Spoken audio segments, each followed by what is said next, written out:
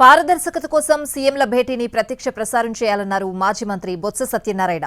ఈ వ్యాఖ్యలకు ఏపీ వ్యవసాయ శాఖ మంత్రి అచ్చెన్నాయుడు కౌంటర్ ఇచ్చారు. భలే జోకులేస్తున్నారు బొత్స గారు, పారదర్శకత గురించి మీరు జగన్ మాట్లాడితే నవ్విపోతారు వద్దులేండి అంటూ ట్వీట్ చేశారు. పారదర్శకతకు పాతరేసింది మీరు, మీ పార్టీ. ప్రెస్ మీట్లు కూడా లైవ్ కాకుండా ఎడిట్ చేసి ఇవ్వాలని ఆదేశించే నాయకత్వంలో పనిచేస్తున్నారని సెటైర్లు వేశారు. దయచేసి పారదర్శకత, వాస్తవాలు వంటి పెద్ద పెద్ద పదాలు మీరు వాడొద్దని సూచించారు. ప్రస్తుతం ఏపీ సేఫ్ హ్యాండ్స్ లో ఉందన్న ఆయన డోంట్ వర్రీ, ప్రజలకు అన్ని విషయాలు తెలుసన్నారు. ఇద్దరు సీఎంలు సమావేశమయ్యాక అన్నీ తెలుస్తాయని అచ్చెన్నాయుడు అన్నారు.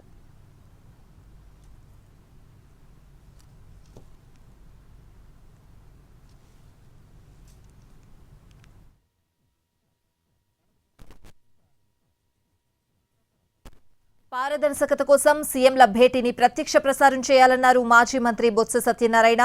ఈ వ్యాఖ్యలకు ఏపీ వ్యవసాయ శాఖ మంత్రి అచ్చెన్నాయుడు కౌంటర్ ఇచ్చారు.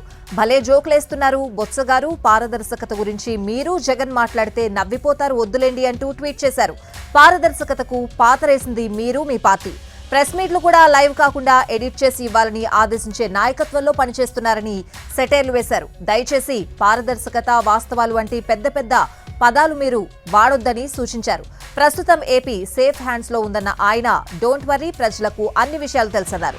ఇద్దరు సీఎంలు సమావేశమయ్యాక అన్నీ తెలుస్తాయని అచ్చెన్నాయుడు అన్నారు.